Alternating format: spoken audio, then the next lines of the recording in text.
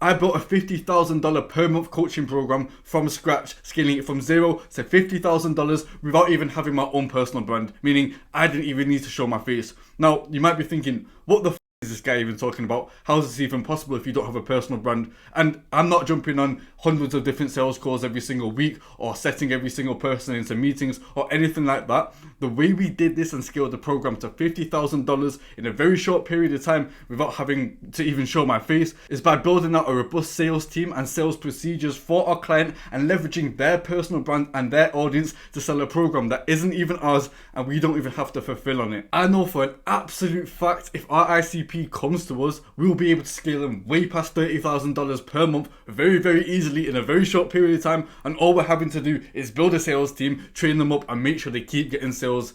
It's as simple as that, honestly.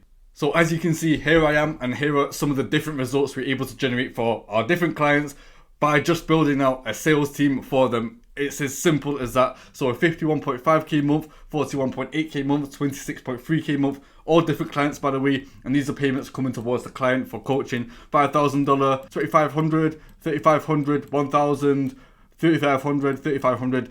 You get the picture really. Now, this is all just by partnering with a client. I don't have any personal brand myself. I've got like 40 subscribers. Just partnering with a client, partnering with a creator, and actually building them a robust sales system and a robust sales team and managing that process for them. It couldn't be simpler. So let's say right now you're in this situation. This is you. You need to propose something to a client to actually get a client and someone's personal brand where you can sell consulting slots. So the ways to actually find someone is searching coach, consultant, any words that outline that this person is like an authority in their space, or searching for niches to do with make money like e-com, agency, trading. And the reason being you want to work in a make money niche rather than something like wedding counseling or dating coaching or fitness or something stupid like that is because when you are selling these consulting slots, they are generally a lot easier to sell. People pay a certain amount of money for a certain outcome. Say for example, someone's paying $5,000, they know there's a guarantee in place over the next 6 months, they'll be able to make that money back. They're investing money to make more money, which usually in the online space is a lot easier to sell, and you can reach out to people on different social media platforms and search around there. But you find this person, you come to agreement and a partnership, which means that you are running the sales operations, like the back end, all the funnels, the procedures, all that good stuff, and building a sales team for them to actually get your client even more clients. So you are bridging the gap. You're getting your clients for their one-on-one consulting, if that makes sense. Okay, so as simple as it is, your offer to the clients, your clients basically, is fixing their pain and getting them to their dream outcome. So their struggle is whatever automation it may be, or whatever they're struggling with, acquisition, I don't fucking know. Fixing their pain, getting them to their dream outcome of, let's say, $10,000 per month, which can fix their knee surgery, can take their dog to the vet, and then they can go on vacation to North Korea. I don't fucking know. And the solution is, you don't need to even put too much thought into the solution. It's down to the creator having a solution for the person to get there faster, easier, with the creator's one-on-one help, and then a guarantee in place saying, okay, if you don't generate this amount of money, this is what I'll do. I'll work with you for free, or I'll refund the money back. And that's what you do, essentially. You take a percentage for managing everything, and then your commission-based sales team also take a percentage as well. That's just how it works. So you're in the situation right now, and I was in this situation as well. You're not going to get into this industry being an absolute expert. It's just unrealistic. Hats off to you if you are, but chances are you're starting from ground zero. You don't know too much about the industry, and you maybe ran some type of business model before. But in this business model, you're having to wear so many different hats and basically manage the whole procedure. So the first client that you do get is basically focusing and honing in on your skills, operations, and team building, right? You're going to just build experience, connections with different sales reps, trainers, all that good stuff. And it's a situation of trial and error. You're not going to get everything right first time. I remember me and my business partner, Alex, our first client, the results we got were so shit. And that's okay, because the results that we get now are a lot better. But we needed that learning curve of actually getting bad results for someone to know the mistakes that we made so that we didn't replicate that the second time round, and we replicated and doubled down on what really does work. So you get results for this client. your first client, you get some numbers behind it, some social proof, and you leverage that and repeat steps 1 and 2 to go and get a new client. So actually reaching out to someone, coming to an agreement, building a team for them, getting your client more clients, and their solution is basically building a solution which is faster and easier for your clients to get results. Make sense? So what I'm going to be breaking down in this video is the exact steps of building a successful sales team for a consulting program, which you can rinse and repeat time and time again for any different offer or any person that you do partner with. We'll go through market research, low ticket and high ticket, finding and training talent, making sure that you optimize your systems and procedures for sales, and how to grow your team with an evergreen offer. So starting off with market research, you have your client right now, and it's the ICP, it's the ideal client profile. It's exactly the person you do want to work with. Their pain point is going to be something along the lines of they don't know how to do it, they don't know what they're doing, or they don't have the time to do it. And you are that person who's bridging that gap and filling that for them. So you're running A to Z, their exact sales systems for them, and that is your solution. You come to an agreement where you run this for them, you take a percentage and the sales team takes a percentage, and the most important thing is basically just taking fucking action. I can't tell you how many times I've seen it, and it's happened to ourselves before. If you do not make this person money in a very short amount of time, they will leave you. You don't have leverage, they will leave you. You really need to get them results as quick as possible. Now, your offer towards this person is something along the lines of, I will build you our exact sales systems that will scale your consulting offer to 30k a month. This means that all you have to do is sit back and watch the payments come in and jump on calls with people who have already paid you.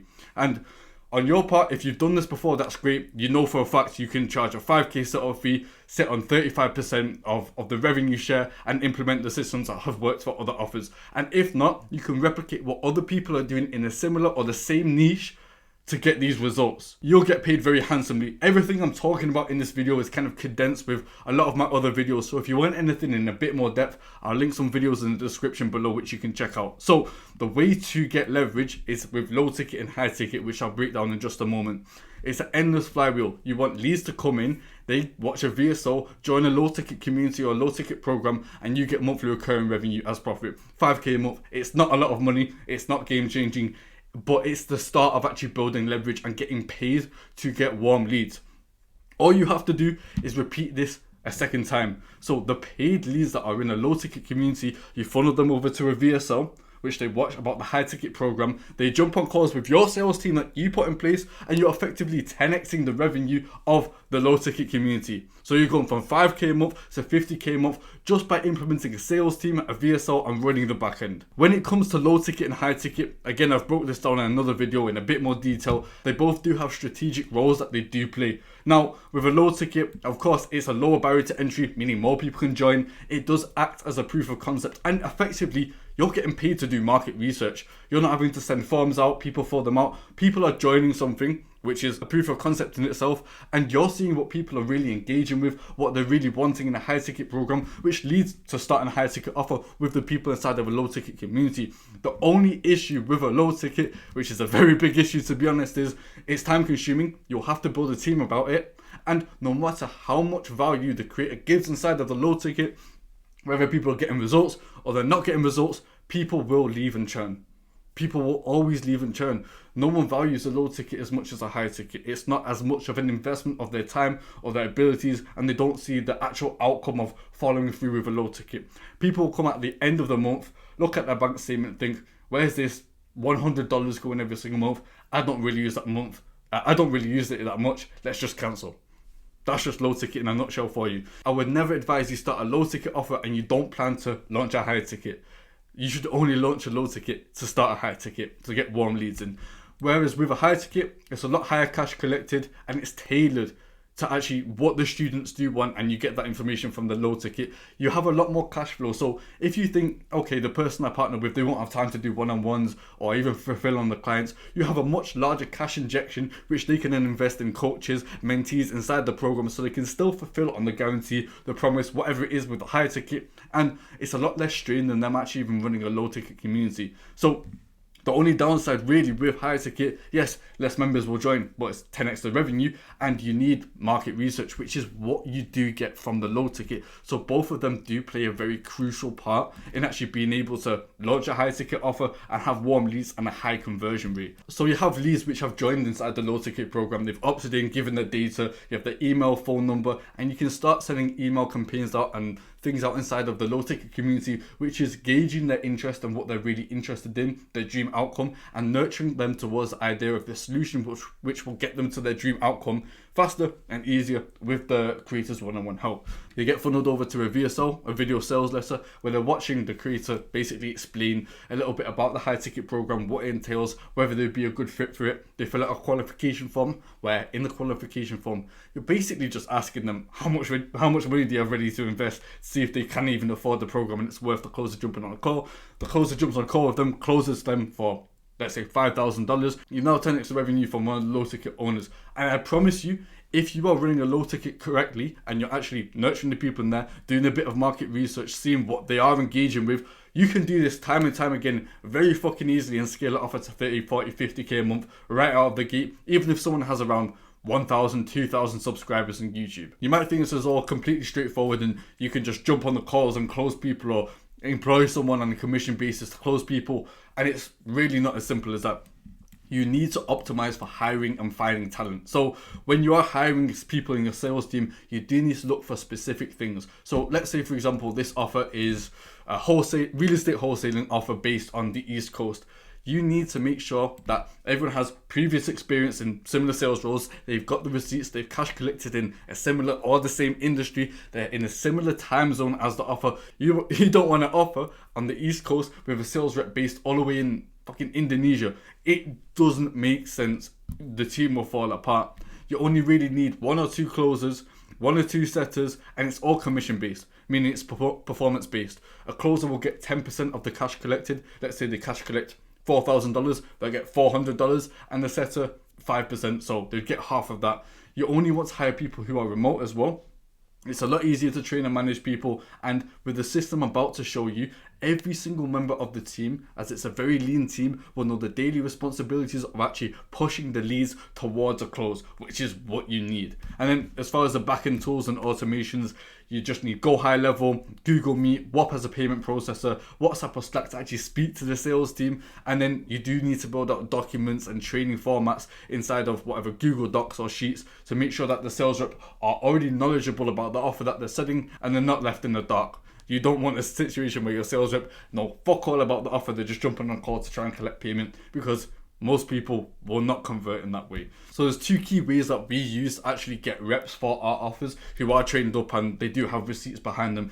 So starting off, you do have director rep. So if you have the asset of time and you don't have the asset of finances or time to build connections or anything like that, you can reach out to reps directly in places that they hang out. So a lot of remote sales reps, they're not on places like LinkedIn, they're not just posting hashtag opens of work or anything like that. They're not looking for like an office-based job with a base pay and some shitty commission. No, you want killers who are only commission-based. They're getting 10% for fuck's sake. So you reach out to places where they do hang out, for example, Instagram and especially Twitter. People have their own personal brands. If you see it, for example, a sales rep is basically running their own business. They have to promote themselves to get onto good offers. So you can reach out to reps on platforms like Twitter primarily, which really does do the trick, and basically give them an overview of what the offer is, what it does entail, what the niche is, the OTE. Make sure you have enough information in docs to actually present to them when you do decide to jump on calls with them, basically just doing an interview and then running a mock call where you can really gauge whether they would be the best fit. Alternatively, if you don't have time and you only have finances to actually kickstart something and get a really good trained rep on your offer, there's 2 different types of trainers. So with director trainer, you can reach out to people who train people up. They run their own program where they're already charging people, let's say $5,000 to learn how to get into remote sales. They will more than happily pass people on to you for free if you've got a good connection with them, and this might be their first offer they're ever jumping on with you, or they might have run 1 or 2 other offers, have some receipts behind them, and they will place reps on offers with you if you do have enough connections with different trainers. Alternatively, You do have trainers as well where they have people that have a lot of results in the past, but they will charge you like 3,000 to 5,000 per rep that they actually do place on offer. So the choice is really up to you. We found great talent with just direct to rep. We found really good talent with direct to trainer as well. So you just have to assess what assets you do have, whether it's time or whether it's finances. When you do have these reps, you basically jump on a call with them, have a bit of an interview about their previous experience, see if they would be a good demographic for the offer that you're running, and then you run a mock call with them. So essentially just do an intro, agenda, discovery, nothing in terms of the specifics as far as a pitch, but you can really gauge whether they would be a good fit and whether it's worth jumping on a call to actually start training them up in preparation for the offer. Whether this is the first offer you're running, or you plan to run multiple, or you're already running multiple offers,